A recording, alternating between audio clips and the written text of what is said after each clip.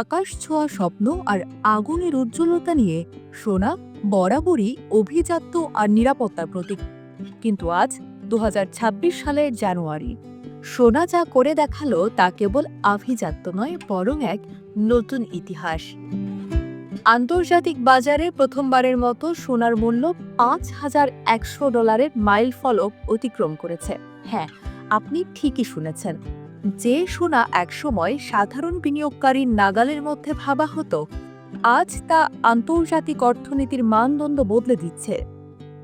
আজকের spot gold price $৫,১১০ গিয়ে ঠেকেছে। গত এক বছরে এর দাম বেড়েছে বিস্ময়কর ৮৪%। বিশ্ববাজারের এই উত্তাপ আছড়ে পড়েছে বাংলাদেশের জুয়েলারি মার্কেটেও। বাংলাদেশ জুয়েলার্স অ্যাসোসিয়েশন বা বাজুস গত রাতেই এক জরুরি ঘোষণায় নতুন দাম নির্ধারণ করেছে।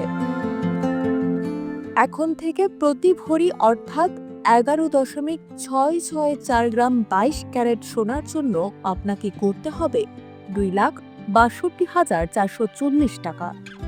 মাত্র এক দিনের ব্যবধানে দাম বেড়েছে ৫,২৪৯ টাকা। ২১ ক্যারেট সোনার দাম এখন ২.৫ লাখ টাকার উপরে। যারা সনাতন পদ্ধতির সোনা খুঁজছেন তাদের জন্যও খবর খুব একটা স্বস্তির নয়। ভরি প্রতি দাম ২.৫ লাখ টাকা ছাড়িয়ে গেছে। মধ্যবিত্তের কাছে গয়না কেনা এখন এক কঠিন বিলাসিতা, আর বিনিয়োগকারীদের জন্য এটি এক অবিশ্বাস্য সুযোগ। মনে প্রশ্ন জাগতে পারে, হুট করে কেন সোনার এই রাজকীয় উত্থান? বিশ্লেষকরা বলছেন, এর পেছনে কাজ করছে একাধিক শক্তিশালী প্রভাবক। প্রথমত, ভূ রাজনৈতিক অস্থিরতা। ট্রাম্প প্রশাসনের নতুন ট্যারিফ নীতি এবং চলমান বাণিজ্য যুদ্ধের হুমকি বিশ্ব অর্থনীতিতে অস্থিরতা তৈরি করেছে। এর উপর মধ্যপ্রাচ্যের সংঘাত থামার লক্ষণ নেই।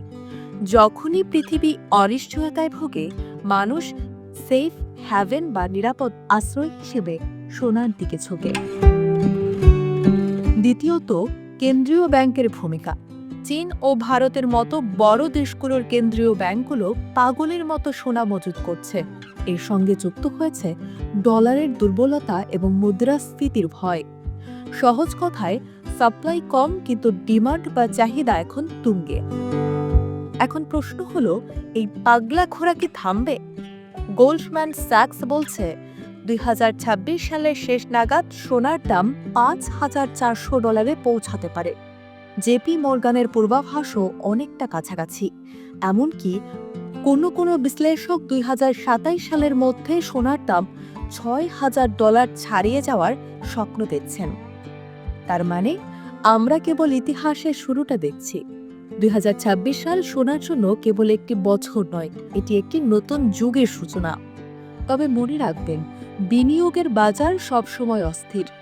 সুদের হার বেড়ে গেলে কিংবা পৃথিবীতে শান্তি ফিরলে দাম কিছুটা কমতেও পারে। তাই বিনিয়োগের আগে বাজার বুঝে বিশেষজ্ঞদের পরামর্শ নেওয়া জরুরি। সোনা ইতিহাসের পাতায় নিজের নাম নতুন করে লিখছে। আপনি যদি বিনিয়োগকারী হন, তবে এটি আপনার জন্য সুবর্ণ সময়। আর যদি সাধারণ ক্রেতা হন, তবে হয়তো একটু দীর্ঘশ্বাস ফেলছেন। তবে একটা কথা সত্য, সোনা ছিল, আছে এবং থাকবে অর্থনীতির ধ্রুবতারা হিসেবে।